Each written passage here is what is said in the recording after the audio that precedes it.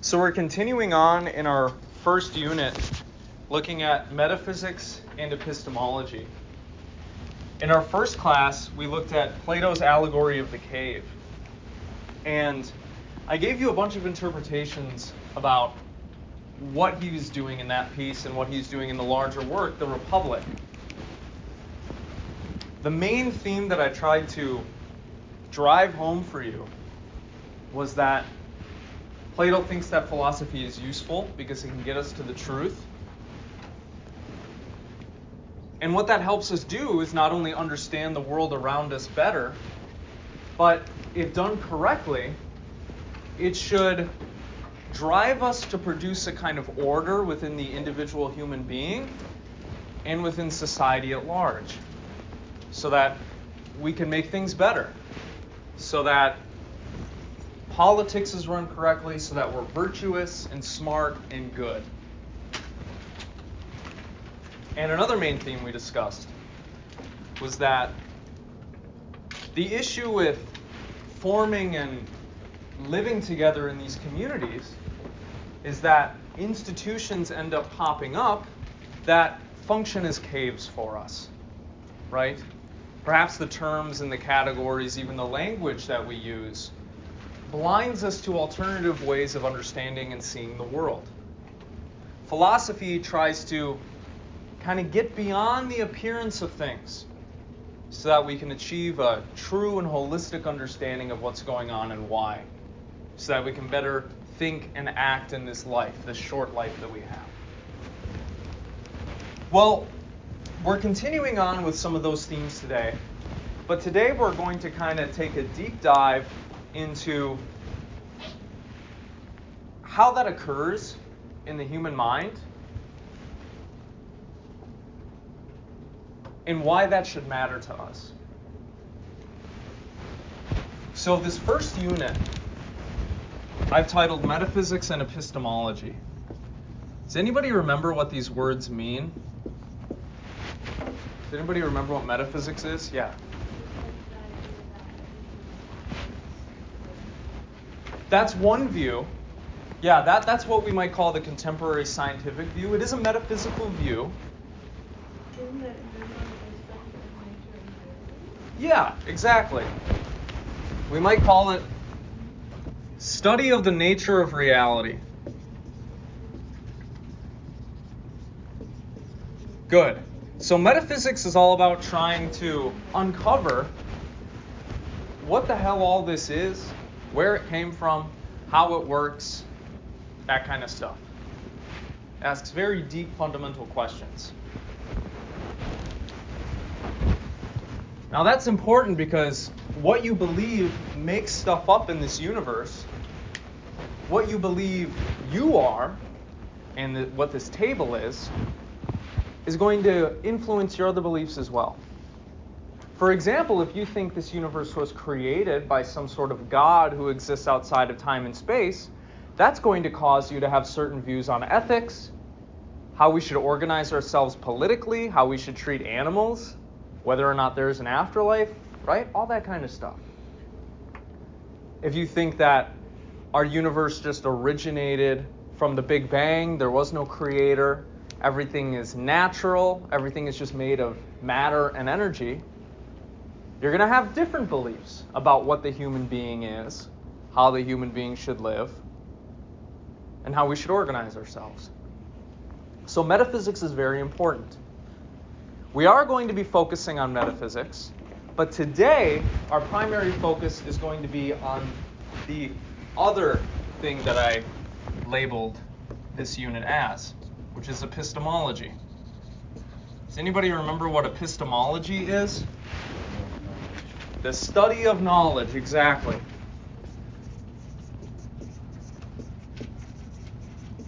Look, knowing how reality works, what it is like, that's important. But does that matter if we don't know where our knowledge comes from, how we can have knowledge in the first place, or what the conditions of knowledge are? If we don't have any of that stuff straight, how can we know that we know anything? How can we be certain about anything? How can our beliefs or views be justified? This is the realm now of epistemology. And this is what we're going to be discussing today. And to do so, we're going to look at it through the lens of John Locke, who was an incredibly important Enlightenment thinker.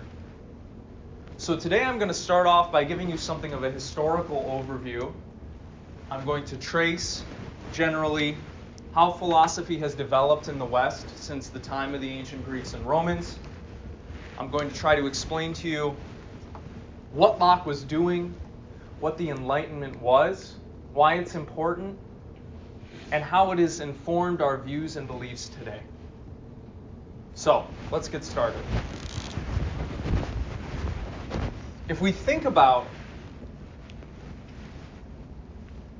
in Western societies, when humans actually began to start thinking about things and questioning the nature of reality and trying to form theories and views about how all this got here, how all this works, etc., a lot of people think that the origin of that kind of philosophical activity was an ancient Greek society.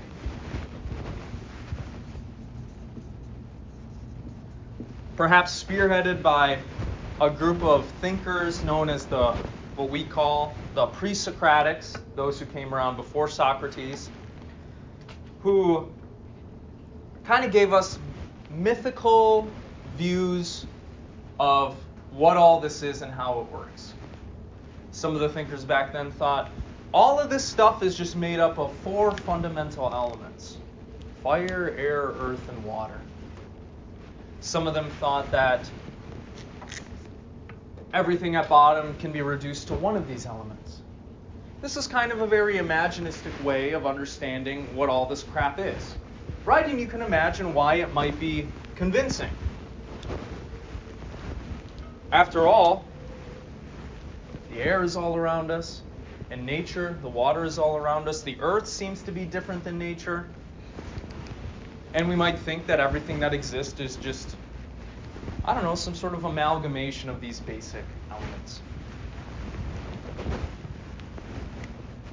So, if we try to think about our metaphysical views early on in human history, they're kind of mythological, they're kind of imaginative. We wouldn't really call them super scientific and rational compared to the kind of views and lenses that we use today. Some of them were also religiously informed, right? Ancient Greece was a polytheistic society. They worshipped many gods and goddesses that they thought were, well, very similar to humans in regard to they had emotions, they had wills, desires, but they just had kind of an immortal lifespan. Think of Zeus, right? Or any of the other ancient Greek gods and goddesses, or Roman gods and goddesses that were worshipped. So, some people kind of try to explain the world in terms of those gods and goddesses in a religious-y way.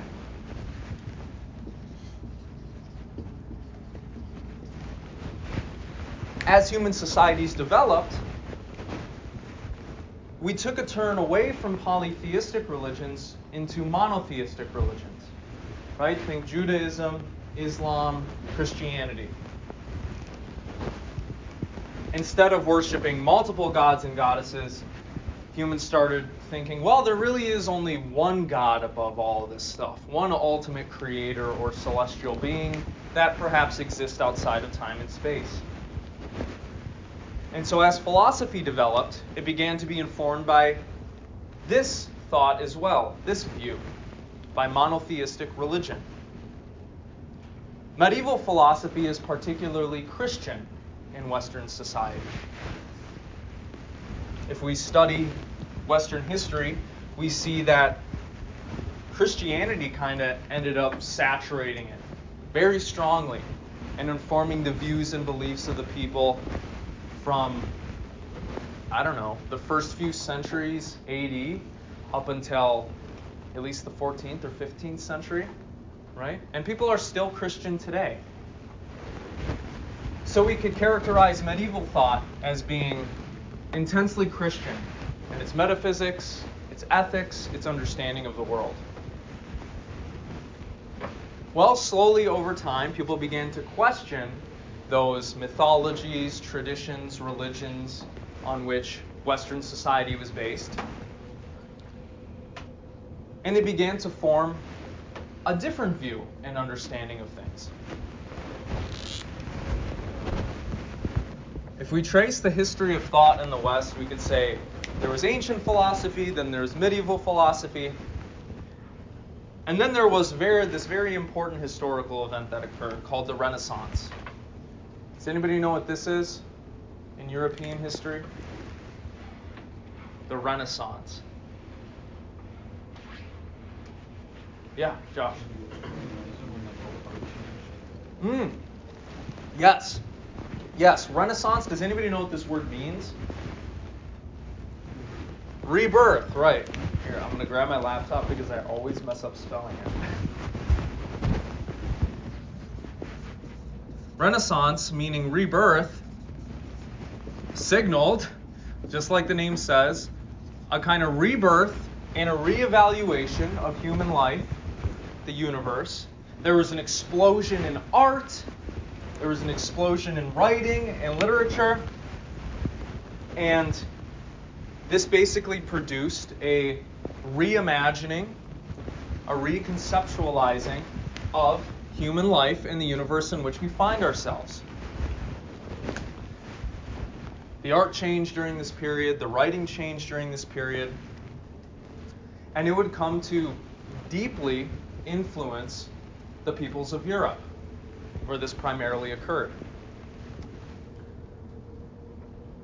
After that, you might say, as people continued to question the Christianity on which their philosophy and worldview was based, and began to turn to reason, analyzing things logically, rationally, not just dogmatically accepting religion and the traditions that were handed to them, or that were espoused by the church authorities at the time that held a lot of political power, we have the scientific revolution.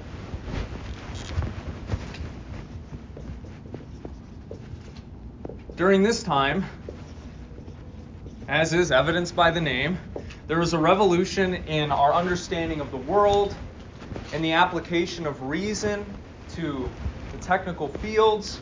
A bunch of new disciplines and fields popped up.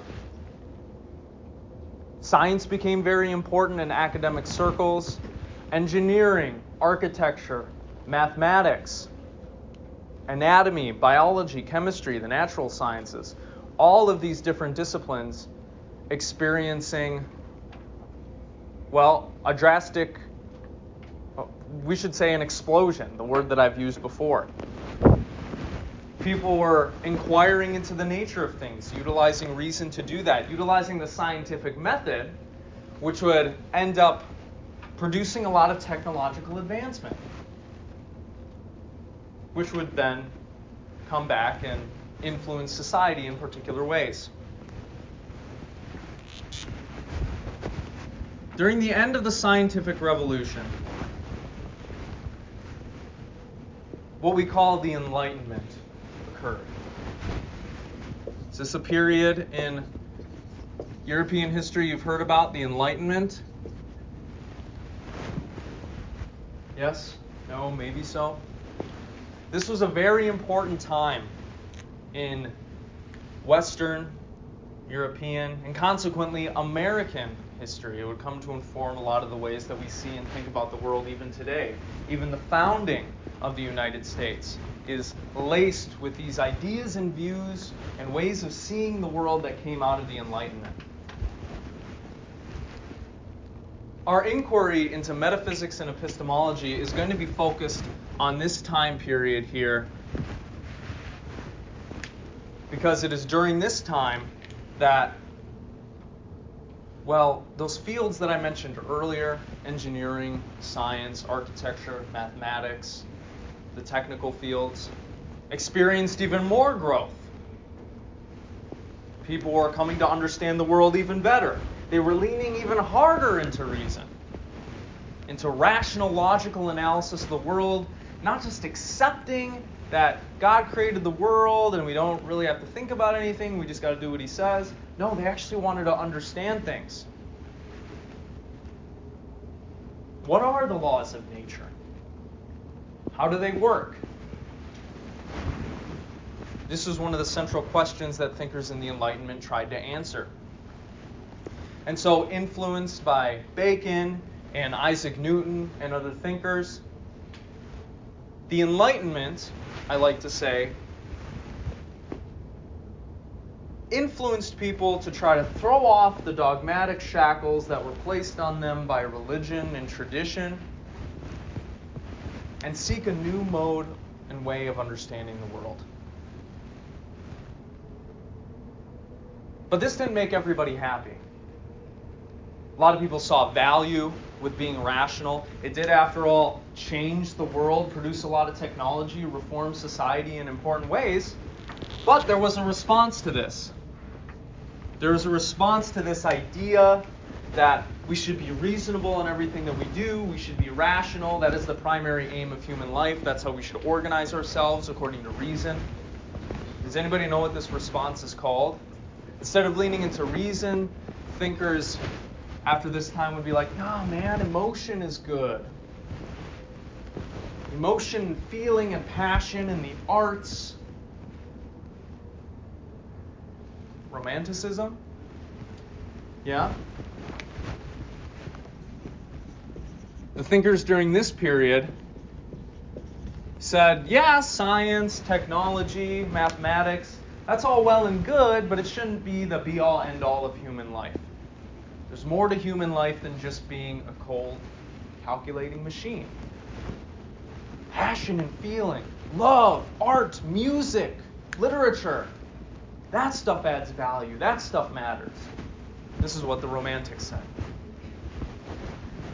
And if we continue to trace how thought developed in the West, eventually all of these views built on top of one another, informing each other through the centuries, mixing and melding, ended up producing what we now know as modern science and philosophy. Or what we might call contemporary science and philosophy.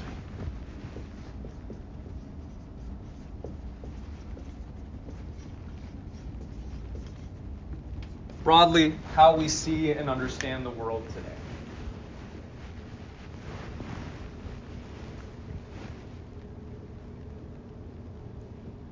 The essay that I asked you to read for today was John Locke's very important essay, an essay concerning human understanding.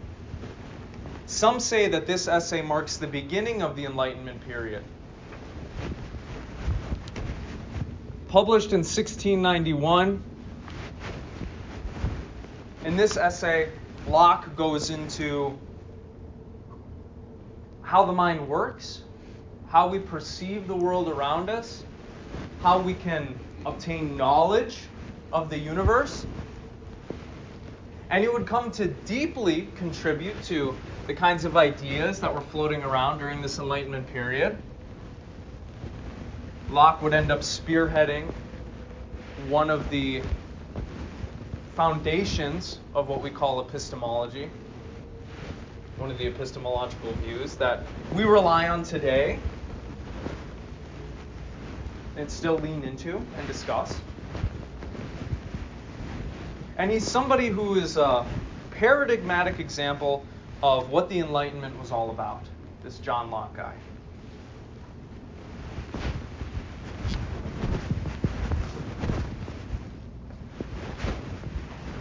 When I say the word enlightenment, it might not be completely obvious what that means or what that is referring to. We can talk about a period in human history, yes, like I've done here.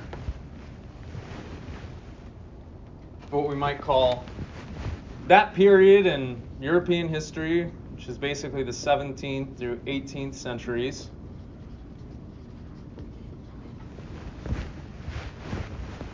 But there's something deeper going on here. The Enlightenment isn't just a period in human history that we, living in the here and now, can look back on and say, yep, there was some shifts in the culture and the understanding.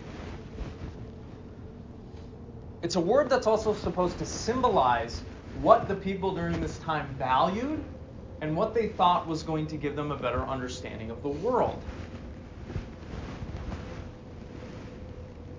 One way that you could think about this word, enlightenment, is that it's supposed to signify for us the light of reason, of scientific knowledge cultivated from scientific methods that illuminates the world for us, that shows us the way that the world works.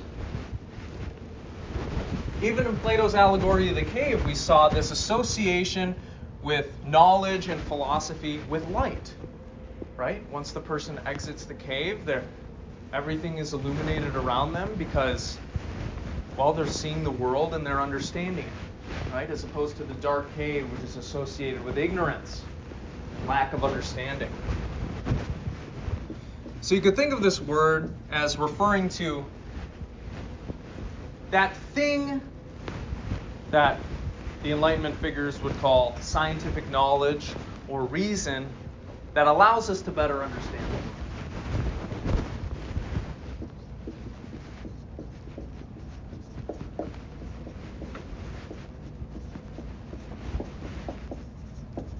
See, what the Enlightenment thinkers were trying to do during this time is not just take their worldview on faith, but actually investigate it for themselves. During the shift from medieval philosophy to the Enlightenment period, during that time frame, there was a shift from reliance on faith to reason. Okay?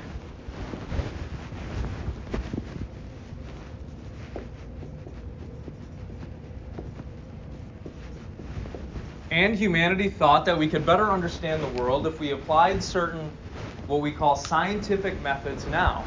Observation, hypothesis, experimentation, collection of data, repeat. Right? This is the scientific method. If we applied that method to the world around us, we could understand it a lot better than just trusting what our priest had to tell us. And in some sense, they were right. Right? Utilizing the scientific method has allowed us to, well, better understand nature, more particularly, develop all this technology that we use today, develop computers, all of this stuff. They were trying to cultivate a body of knowledge based on these rational methods that was, in some sense, detached, viewing things from a third-person perspective, objective, and conclusive.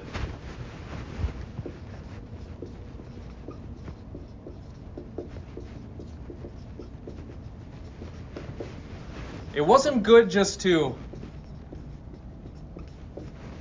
understand the world from a position of faith, not actually investigate things, rely on your own subjective opinion, but try to cultivate some sort of objective knowledge of things that was conclusive and certain and based on rational principles.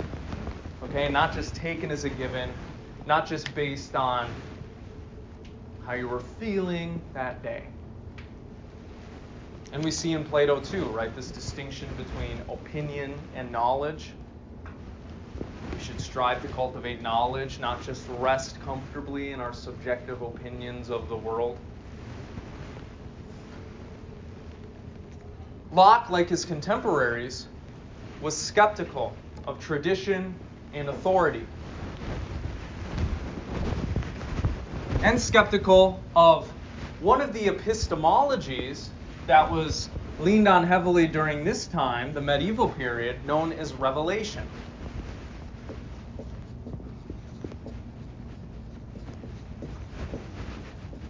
See, up until the Enlightenment period, a lot of thinkers thought that the way that we understand the world is by some sort of divine revelation from God, the Christian God. that somehow by being filled with the Holy Spirit, God gives us a glimpse into how all of this works and what's going on. So you could say that the epistemology that they believed in was revelation. We understand the world through divine revelation from God. But the Enlightenment was skeptical of this. Okay? They didn't think that that was good enough. Anybody can claim to have divine revelation. Okay? Anybody can claim that God spoke to them and told them something. We want something more sure, more certain. And so they started using empirical methods and collecting data and utilizing the scientific method to build up their bodies of knowledge.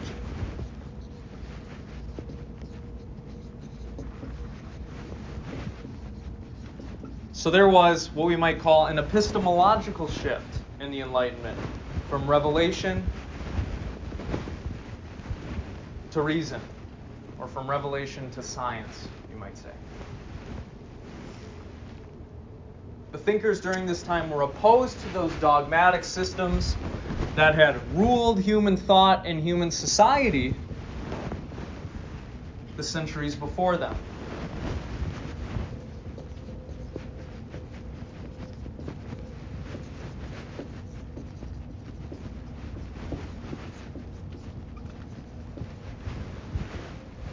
Now, I've been kind of describing all of this in abstract intellectual terms, telling you about how did humans think, how did they think they got their knowledge, what did they claim to know.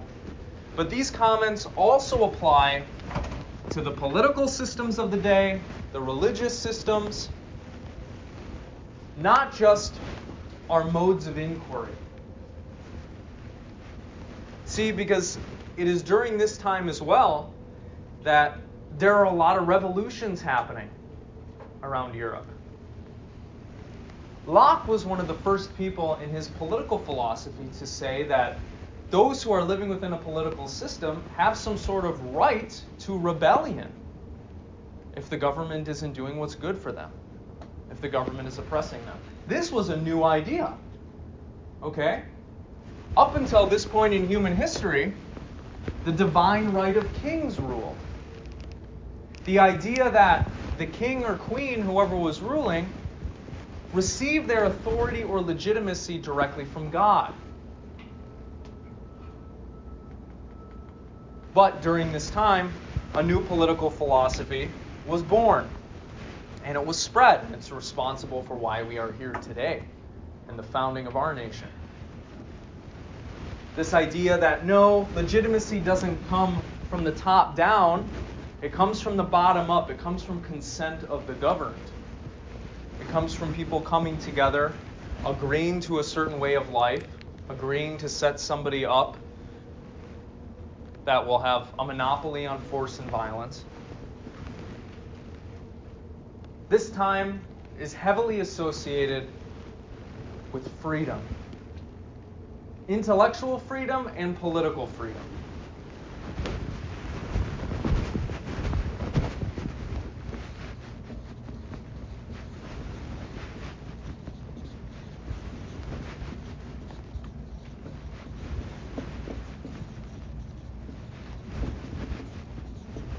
Leaning on reason, eschewing faith, leaning on scientific methods, eschewing just accepting tradition and the stories that are told to us by authority figures. This time would end up producing a lot of freedom for individuals. It would end up producing a lot of important, not only epistemological philosophy, but political philosophy. John Locke is one of the pioneers of what we would call classical liberalism, which informs our nation today. This idea that humans have natural rights that ought to be respected, that the government is supposed to safeguard those rights and is supposed to look out for the good of the people, not just do whatever they want willy-nilly.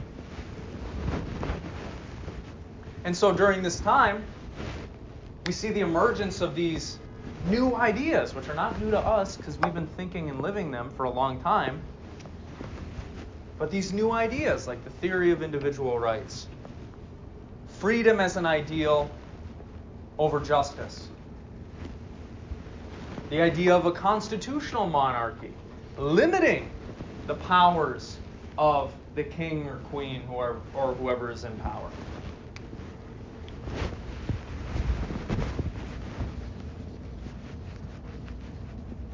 So this is a very important time in our history.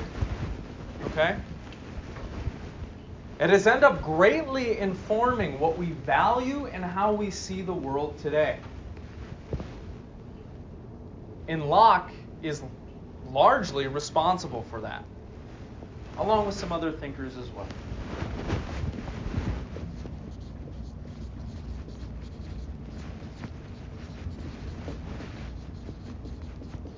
And what underlied all of this was this idea that humans are special from animals and that they have the ability to reason and reflect. They have the freedom to do so. And as long as they lean into that, as long as they use that, they can prevent themselves from being determined by their impulses or their emotions to act a certain way. They can use their reason to create a better life for themselves and others. And they can use reason to better understand the world.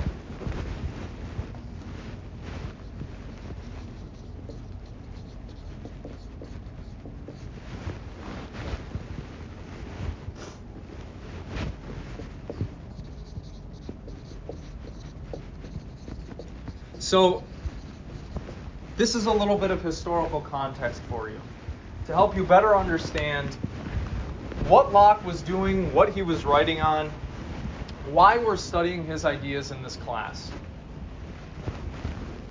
Because not only does he have important things to say about what we're studying in this unit, but his views and the themes and ideas and methods that were being developed during this Enlightenment period are still with us today and deeply inform the way that we think about things in the West.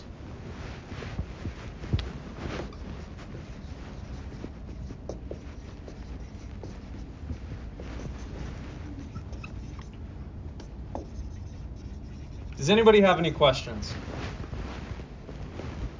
Are you kind of following along? Okay, good. Now, before we jump into what Locke is actually going to say in this piece, in this essay, I'd like to provide just a few helpful terms for you that will help you frame our discussion of these things and that you can use later when we're talking about this stuff.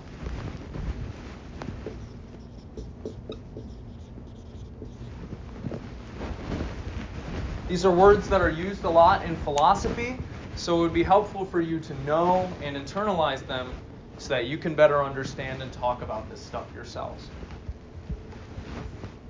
First, well, a distinction and then another distinction.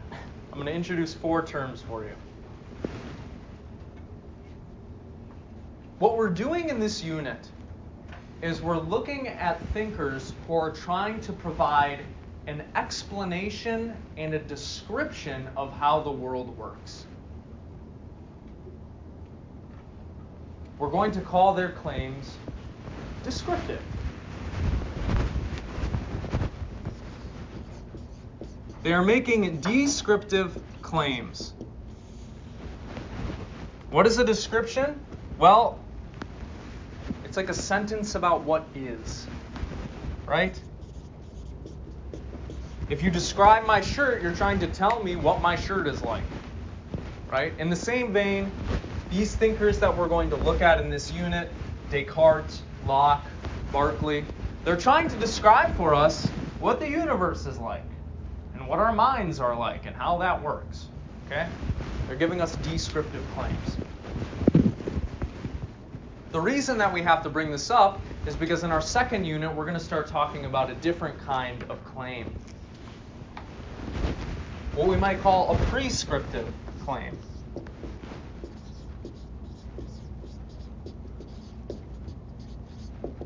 If descriptive is about what is, what do you think a prescriptive claim is about. Say that again? Close. What is a prescription? Anybody have to go to Walgreens to pick up their prescriptions?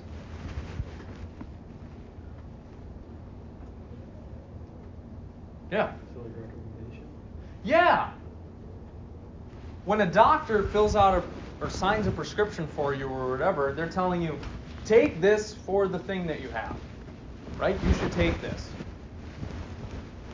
In contrast to a descriptive claim, which is an explanation about how the world works, what the world is, a prescriptive claim is about what should be.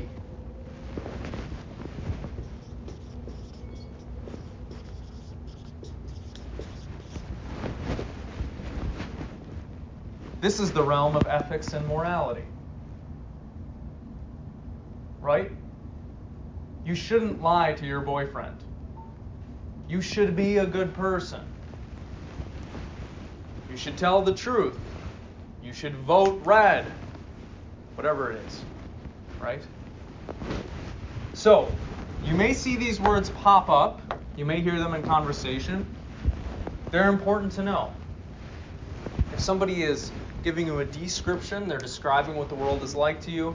If someone is making a prescription, they're telling you what you ought to do or how the world ought to be. Okay? All right, so there's one distinction for you. One more. And this one is particularly relevant to Locke's philosophy that we're going to look at today and Descartes' philosophy that we're going to look at next week.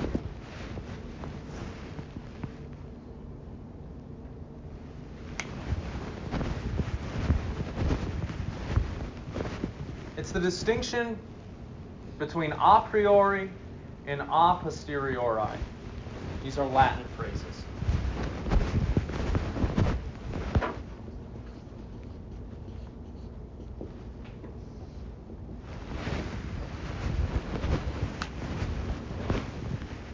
What number comes after 2,000,000,001?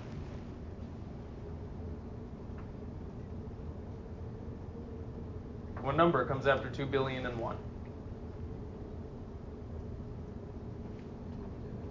2,000,002,000, right? Have you ever counted to 2 billion? Past 500. But you knew what number came after it, right? You knew because of the way that your mind works, and you have reason, and you can deduce from how numbers work that that's how what the next number is, right? A priori means prior to experience. You've never had the experience of counting past 2 billion, but you still knew what the next number was.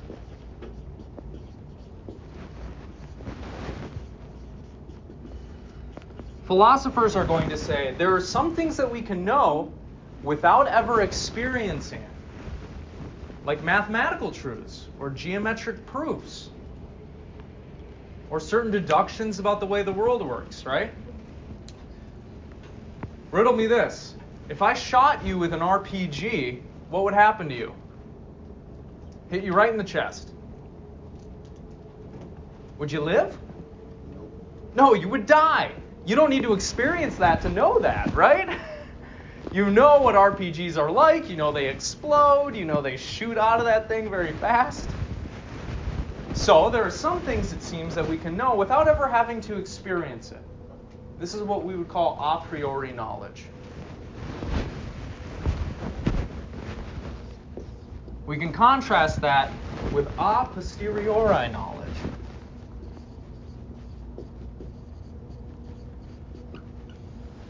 If a priori means prior to experience, what do you think this means? Yeah, after experience. Yeah.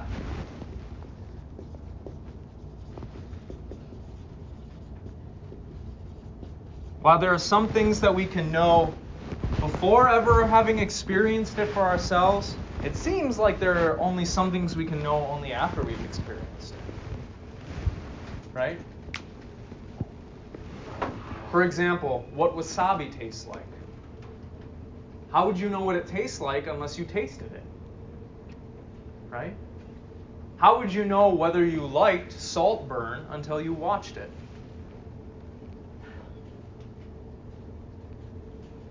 So, this is another important distinction for you that philosophers use a lot. This distinction between things prior to experience and after experience. Today, we're going to be talking about this kind of knowledge, a posteriori. Because one of Locke's central claims is going to be that, well, largely the way that we understand the world around us is through experience, through our sense organs, what we see, taste, smell, touch, and hear. Does anybody have any questions about this? Does it make sense? So if you hear me use these words, now you know what they mean. These are good distinctions for you to know, given that they're going to come up a lot probably in our readings. Okay, let's now jump into what Locke has to say in this essay. I'm not going to go through every little thing here. I'm just going to give you kind of an overview. But I think you'll find that what he has to say, well, not only does it still influence what people believe today and how they cultivate knowledge, but I think you'll also see that it's important to look at in this class if we're trying to trace humans' understanding and inquiry into the universe.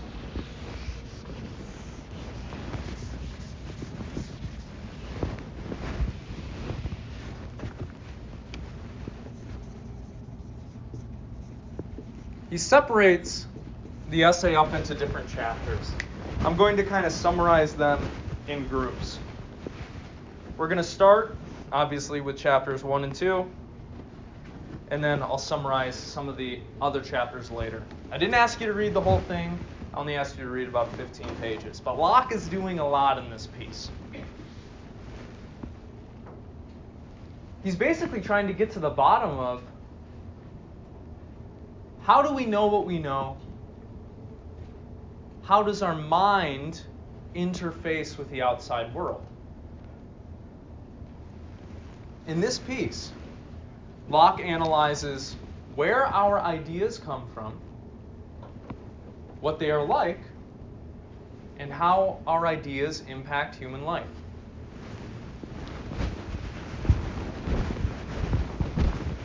He advocates, or rather argues for, I should say, an epistemology known as empiricism.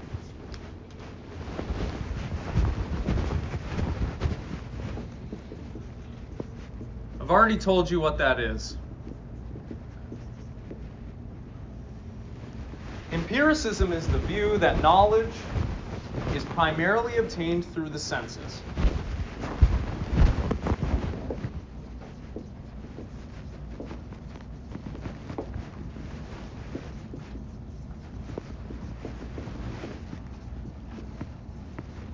We have these things called senses, right? We see things, we hear things, we touch, taste, and smell things. Everybody feel the table right in front of them. Is that hard or soft? Hard or soft? Hard. How do you know it's hard? You can feel it, right? Okay, what color shirt am I wearing? Maybe this is a harder question. I don't know. Teal, sure. Yeah. How do you know that? You can see it with your own eyes, right? Duh. Look, we can look at the world around us and all the meanings of that word. And by doing that, we know what it's like. Not a hard idea, right?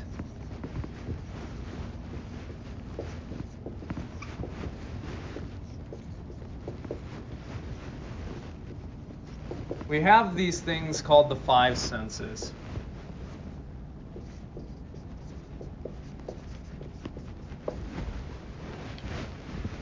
And as we have experiences, we cultivate a better knowledge of the world around us.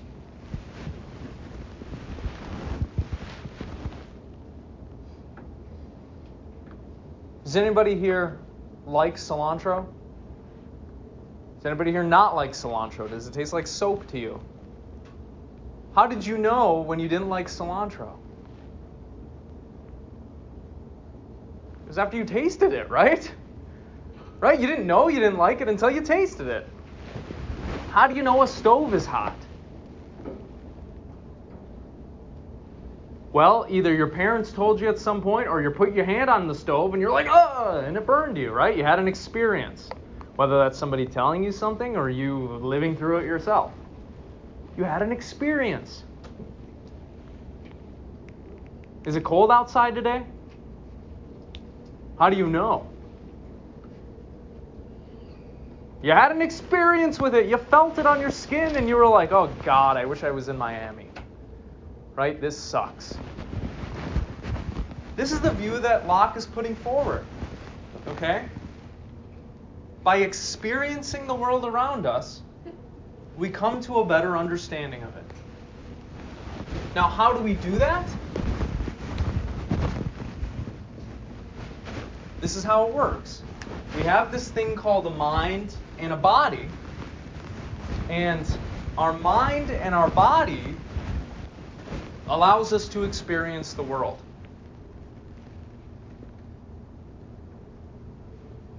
More specifically, discussing the mind,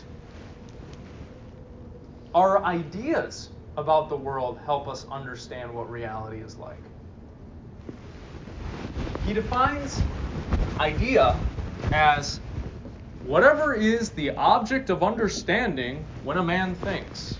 And by that he means person. That was just the way of speaking back then, you know.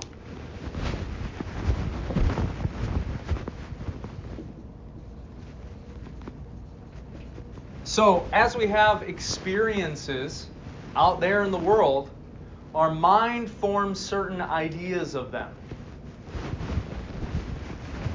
So, when you go through your first breakup, your mind forms the idea breakups aren't fun. Right? Because it sucked. After you touch the hot stove, your mind forms an idea the stove is hot. Don't touch it again. Constantly, our mind is forming these ideas about the world. And by reflecting on our ideas, by interrogating them, we can come to a better understanding of things. Right? It's not super hard to understand, is it?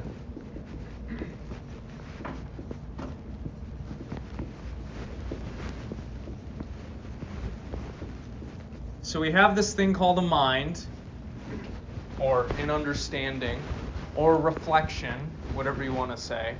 We have this ability to think about things.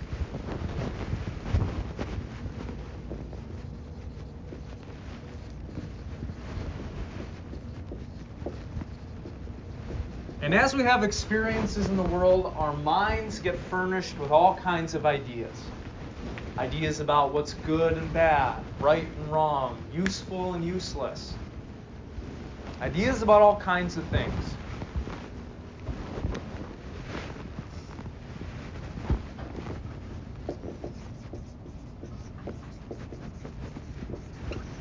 Now, this might sound all, common sense and trivial to you, but have you ever sat down and thought about this stuff intentionally and tried to work out how your mind works?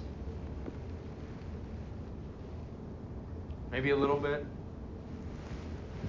These thinkers were really trying to get to the bottom of things. Okay?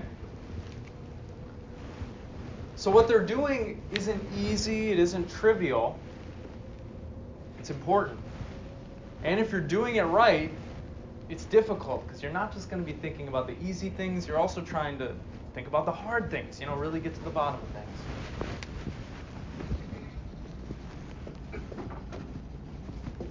Okay, so we have experiences. those experiences inform us about the nature of reality.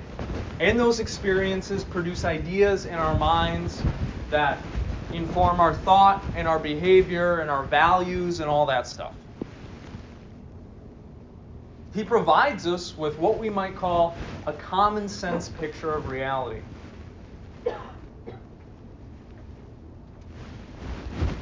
If our experiences in the world produce ideas in us, where do those ideas come from? Do we just make them up? When you're punching the table in front of you, are you just making up that it feels hard?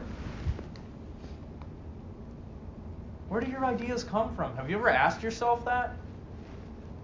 Have you ever really interrogated that? It's going to sound really simple and easy when I state it. Are you ready?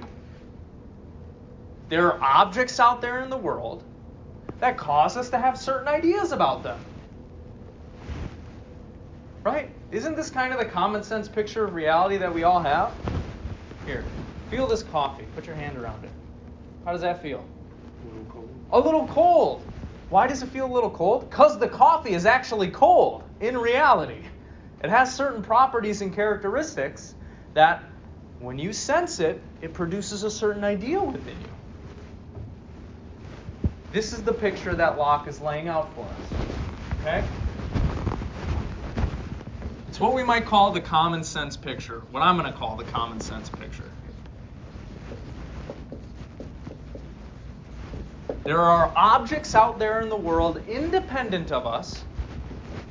If we died tonight, there would still be buildings out there. There would still be mugs and laptops. There would still be governments.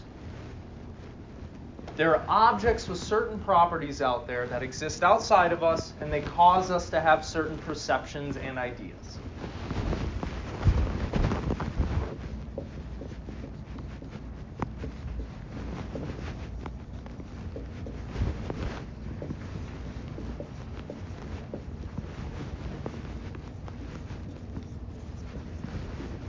Does this picture make sense to you? Do you think it's right? Tell me, if you were to die tonight, would this table still be here? Yeah, because the table's not going to go away, right? If you close your eyes, does your laptop disappear from reality in front of you? Oh, the laptop's still going to be there, right? Duh. Okay, so it seems like, yeah, there are objects out there in the world, outside of our own minds, that exist independently of us, that cause us to have certain ideas. Makes sense.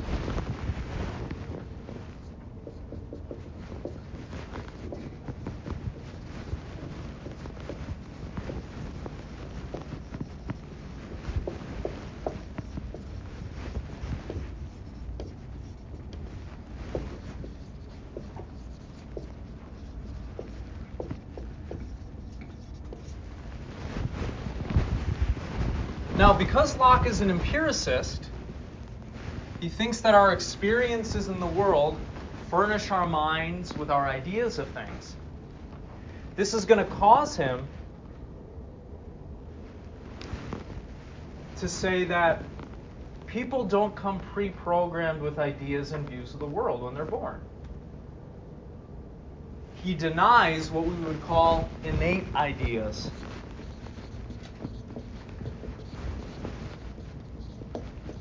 Tell me, when you're born, do you know what's right and wrong as a baby? Do you know who to vote for right after you're born? Do you know that a stove is hot right out of the womb? No, you don't know any of this stuff, right? So Locke is going to say, commonsensically, look, experiences clue you into what the world is like. You get all of your ideas from experience at the end of the day. Okay? You don't come pre-programmed with ideas like a laptop comes pre-programmed with an operating system. You are what he calls a blank slate, a tabula rasa.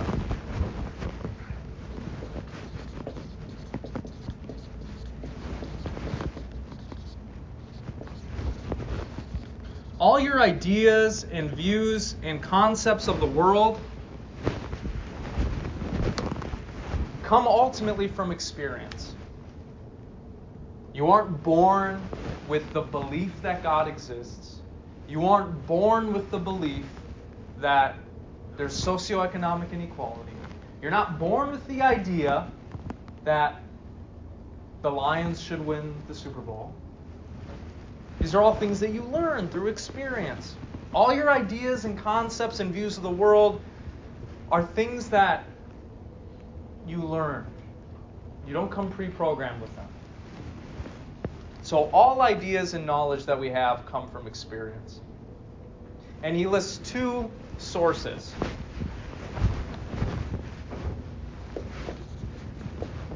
Sensation, what we would call the five senses again. We get ideas from sensation. This is hard because I can feel it, right?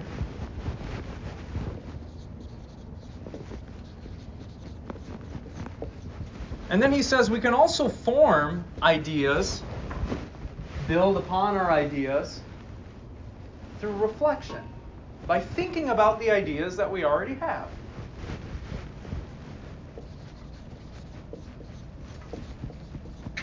So the basic building blocks of all of our ideas come from experience, and then we can think about that stuff and form more complex ideas and more complex concepts through reflection. Making sense so far?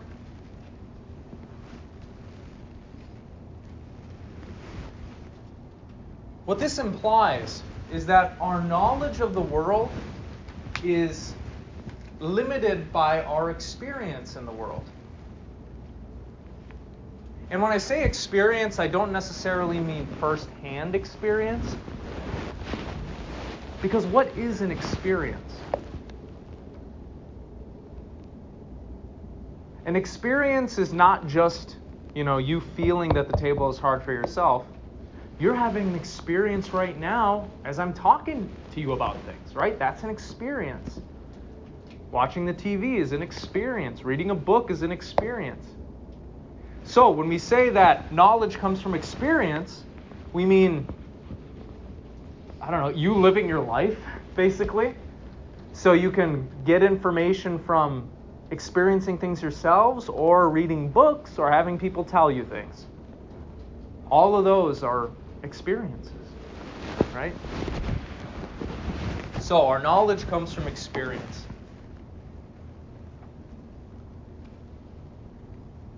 There are two kinds of ideas. Well, three, but I'll list two here. Two basic ideas that he talks about in this piece.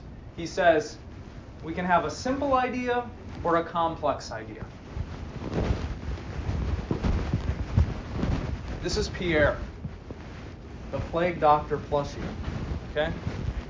What color is Pierre right here? Black. What does Pierre feel like? Is he soft or hard? Soft. Those would be examples of simple ideas. Indivisible units of information. Blackness, softness, hardness. As we go through life, our mind gets furnished with all these simple ideas. Whether something is in motion or not, its color, whether it's soft or hard, what its temperature is. These basic units of information cannot be created or destroyed. They are just produced in us by the objects in the world.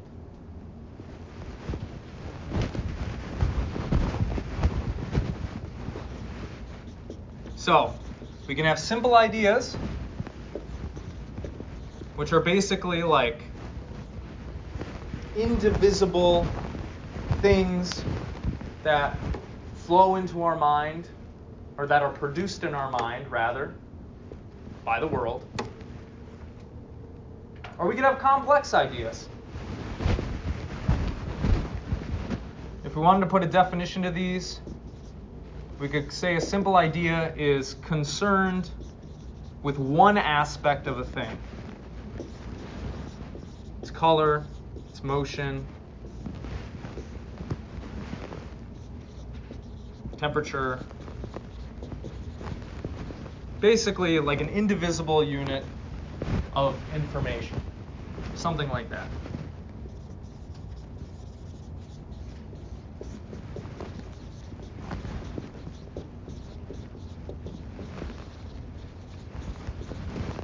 Now I bet you see where I'm going with this, or rather where Locke goes with this. As we have more experiences and as we think about them, as we reflect upon them, we can form complex ideas.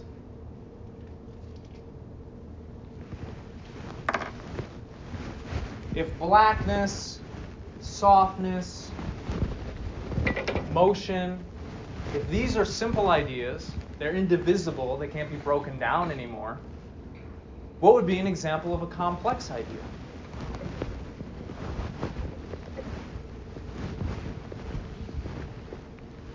How about Chevy Tahoe? That's a complex idea. Because when you see a Chevy Tahoe, you're going to see a certain color, a certain shape, you're going to see whether it's in motion or not. You're probably going to have some sort of idea of what it's made of, the production process that went into it, right? All those things combined together into one idea. That would be a complex idea. Your idea of Pierre is a complex idea.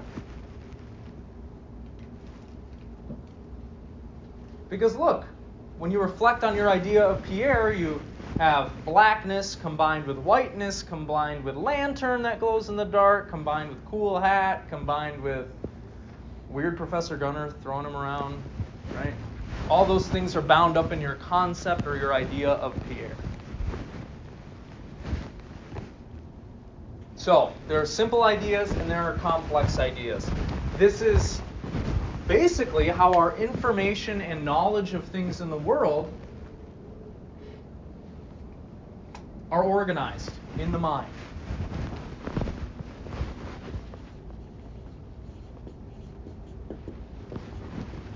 Does this make sense?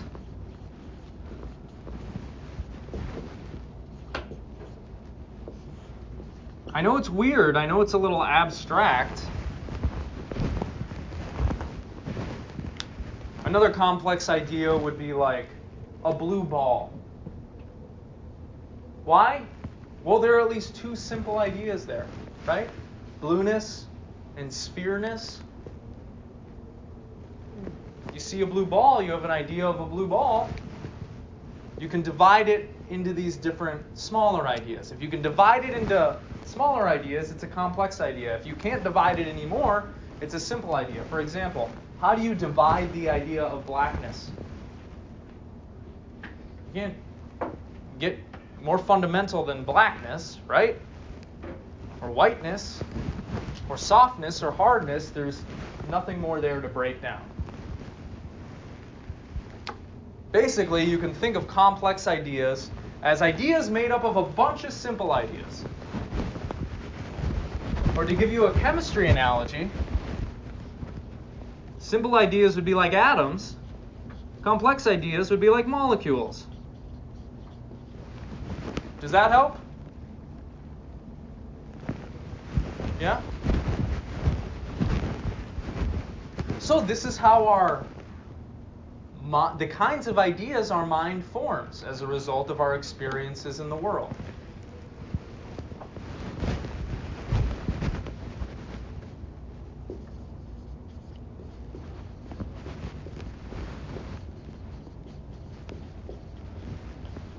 Now, why am I telling you all this? You're like, this is boring, Professor Gunnar. Why are we even talking about this? Well, one reason that we're working through this is to give you a kind of picture of how philosophers think about things and how they do things. To really understand the world, you got to think hard about it. You got to break things down, and you got to look at each individual piece, and you got to try to get to the fundamentals. This is what philosophy is about. Another reason I'm telling you this is, well, it's in the reading that I asked you to do, so I thought I'd at least explain it to you. You might not find it entertaining, but It's important because the ideas that we're looking at, well, they've deeply informed the development of philosophy and science and our way of life in this country. Okay. So, we have at least two kinds of ideas. In fact, Locke is going to say there's a third kind of idea, an abstract idea. That's something a little bit different, but we don't need to mess with it right now.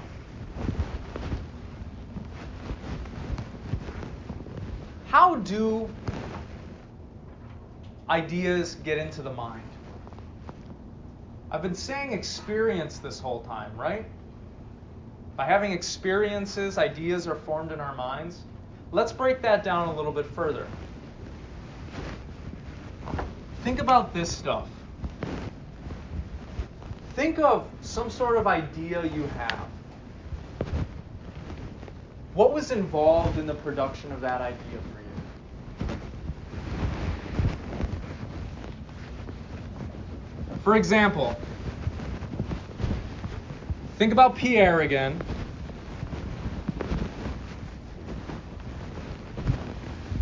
You formed an idea of blackness, right? Because I was like, all right, what's this? You're like, oh, black, right? Color black, blackness. That's your idea. How did that idea form in your mind?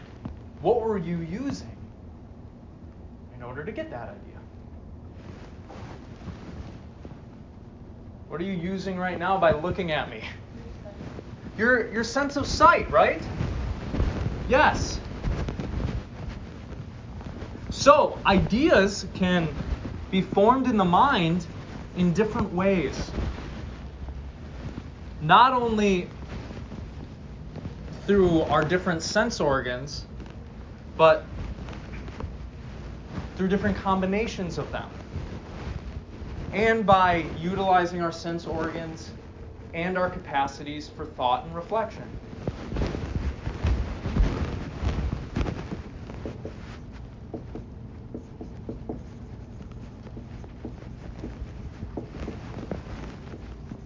Your idea of blackness was formed in your mind through one sense, your sense of sight, right?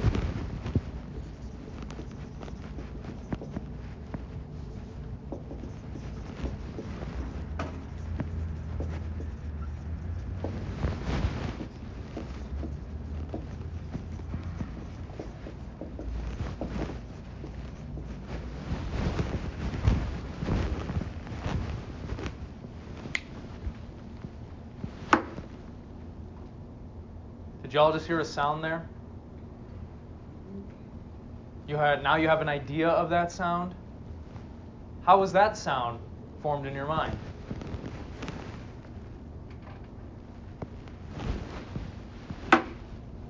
Through your sense of sight? Through your sense of touch? No. How was it formed? Through your sense of hearing, right?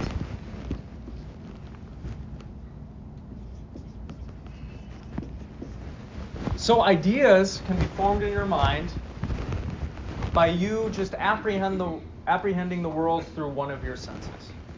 Whether it's your sense of sight, your sense of hearing. Okay, so ideas can enter the mind through one sense. What's the next logical way of characterizing this? Does anybody know what's going on when you're tasting something? How many senses are involved in that? Isn't like your smell like one of the biggest factors of how you actually taste? Yeah. When you eat a carne asada burrito from Chipotle, your sense of taste and your sense of smell is activated, right?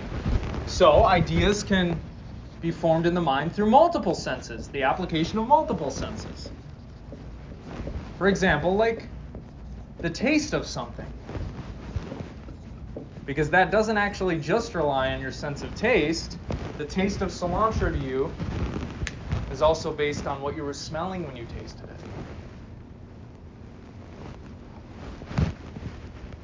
Okay. So ideas can be formed through one sense, multiple senses. How else can we form ideas? We talked about it before. It's an R word.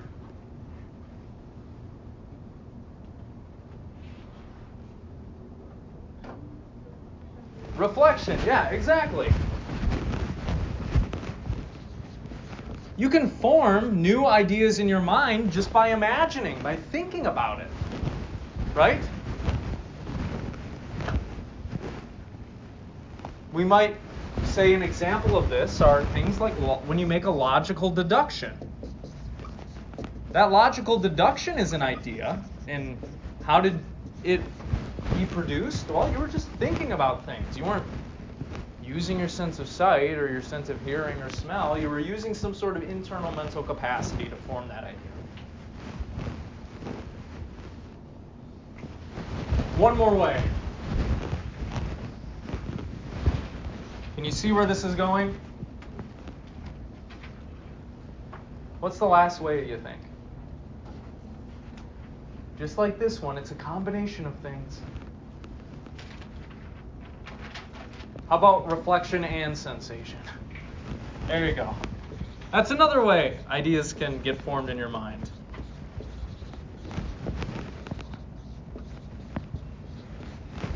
And Locke would say examples of ideas like that are formed through both your senses and your reasoning capacities would be ideas or concepts like unity, like power. These kind of complex ideas or concepts that you have physical experience with, but you also have some mental ideas and concepts about because you thought about it a little bit.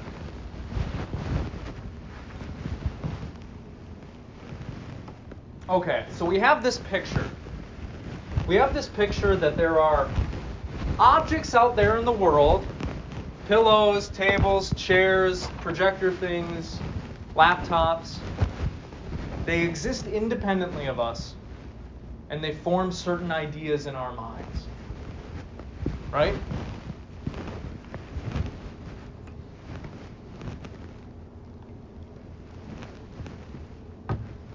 Locke has a special term for this. He says that the ability to produce an idea in the mind, or the power of a thing to produce an idea in the mind, is called a quality. Things have qualities.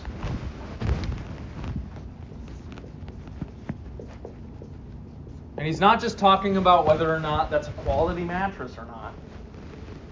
He's using this term broadly. Okay? So there are objects out there in the world that have certain qualities, and on the basis of those qualities, we have certain ideas about them.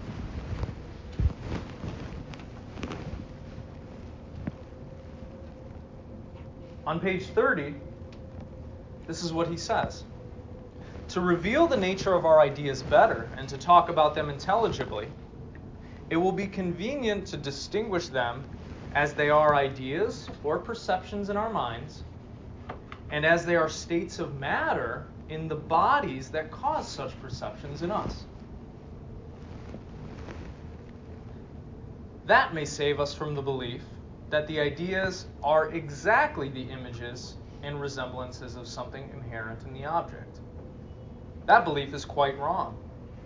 Most ideas of sensation are no more like a thing existing outside us than the names that stand for them are like the ideas themselves.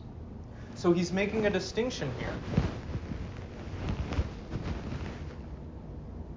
There are certain things that exist outside of us. We call them objects. They cause us to have certain ideas. One reason that they cause us to have certain ideas is because that is what they are actually like out there.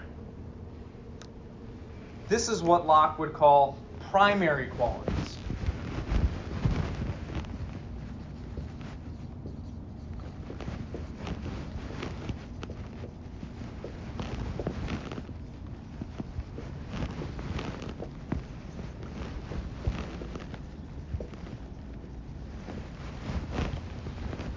For For example, everybody watch this. Is that in motion? How do you know it was in motion?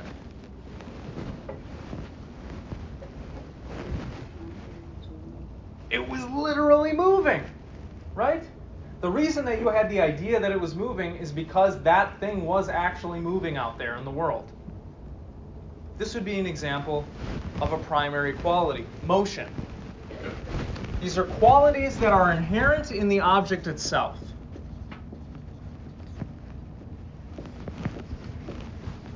One of the reasons why we see and think about and have the ideas of things that we do is because they're actually like that.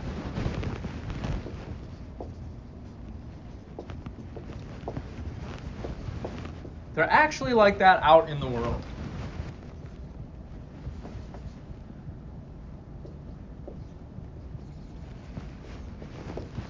So, when you see something moving and you have an idea that it is moving, it's because it's actually moving.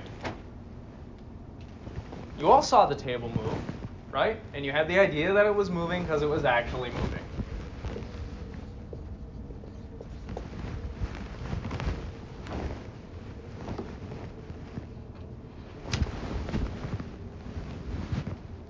What shape is this? Rectangle. Yeah. How do you know it's a rectangle? Locke would say, because it actually has that shape in reality. Like, look, it is rectangular. That's the way it is. That is its real objective shape. So shape is another example of a primary quality. Why do things look square or rectangular or triangular or spherical to you? Because they're actually like that. When you look at a ball, you see a circle, you see a sphere, because the ball is a sphere. That's the shape it has. How many tables are right here? One. And you have the idea that there's one table there. Why? Because there's not two or more tables there. There's only one table here, okay? So, independently of what we think or believe, there's only one table right here. And that's why when you look at it, you see one. You can have the idea of one. So number would be another example of a primary quality. When you see 2 or 3 tables, that's because there are 2 or 3 tables there. All right? That's the way it is. So, one of the reasons that we have ideas of things is because that's the way things actually are. In some sense, the object transmits to us information about what it is actually like, and we're able to grasp it. But we also know that sometimes we don't have the same ideas, right? What color is this marker? Red. You would say red. I would say fire truck red.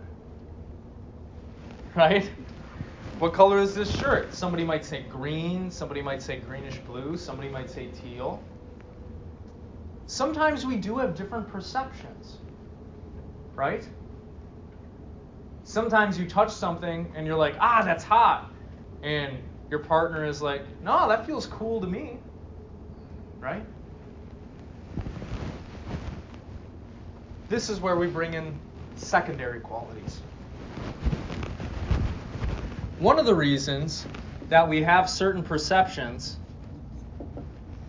is because of the way our minds are interfacing with what's out there. If we have certain ideas about things because that's the way it actually is, that's caused due to primary qualities. But some ideas are produced in us, but they're not really a part of the object itself. For example, when you eat a Chipotle burrito and you taste the cilantro, is the taste of cilantro in the cilantro?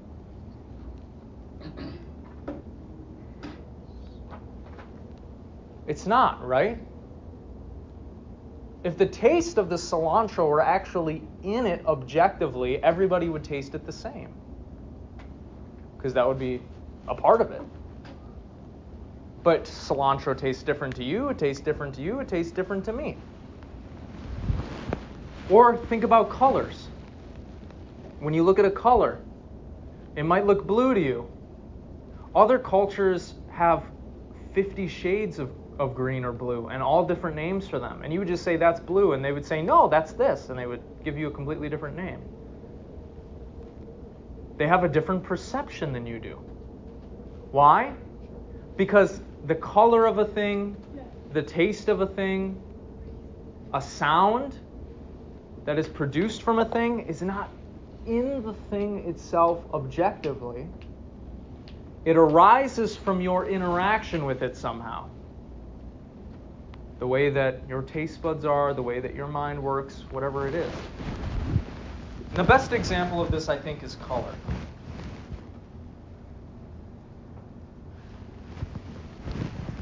When I hold this up, you'll say that the color of this is black. But does anybody know how color actually works in physics? Does anybody, do you know? Right. The reason that you see black is because certain photons are bouncing off of this and hitting your retina. It would probably be better to use red. The reason you see the color red is because this object is absorbing some photons and it's reflecting others back at you. You're seeing the red because it's reflecting the red photons at you. But objectively, it would be proper to say the color of this marker, its real color, is anything but red. Because it's reflecting the red back at you, and that's why you see red. Right? The redness is not actually a part of the marker. Right? It's produced from the photons that are reflecting. Does this make sense? So color is not a part of the object itself. It's not objectively a property of it, even though we talk as if it is, right? Because we colloquially say, oh, that's red. But that's just because we're seeing red. So some ideas we have are produced by the properties of the object itself, but others are not.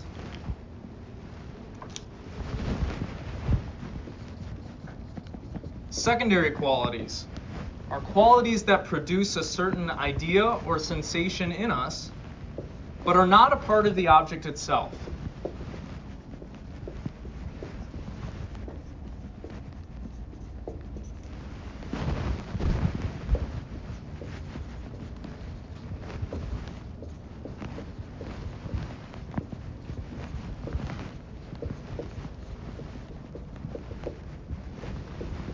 Things like colors, tastes, sounds, etc.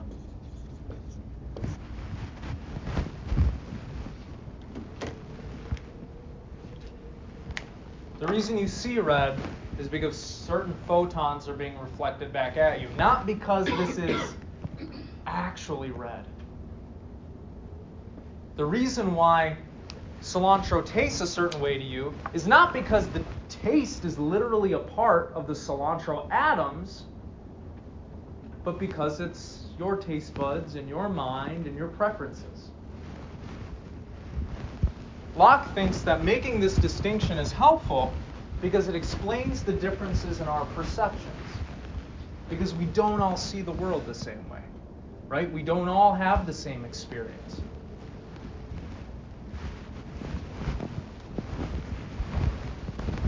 So, to summarize, Locke is a really important Enlightenment thinker. He wrote on a lot of different things, including epistemology, which we looked at today, but also political philosophy, which has come to largely inform the kinds of institutions, ideals, and laws that we have in this country. A lot of important ideas came out of this Enlightenment period. Locke gives us a common sense picture of the world. He says, things exist independently of us out there in the world, and they cause us to have certain ideas. We obtain knowledge of the world around us primarily through experience. That's how it works, guys. But this is not the only theory of knowledge that we're going to look at. Next time, we're going to look at Descartes' view, who presents a radically different view. Why? Because he thinks the senses cannot be trusted. You have all seen or heard things that weren't really there, right? Seen a mirage in the desert. Felt a vibration in your pocket when you didn't actually get a notification. So, the Enlightenment thinkers are trying to cultivate a body of knowledge that is justified and conclusive and certain. Locke thinks that we can do that by appealing to experience and explaining it.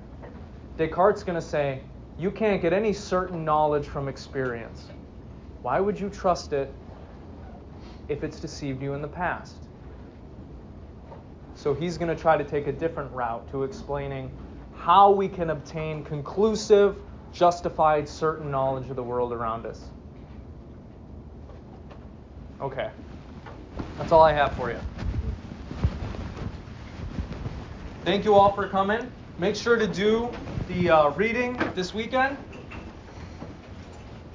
I hope you all have a wonderful weekend. If you have any questions, let me know.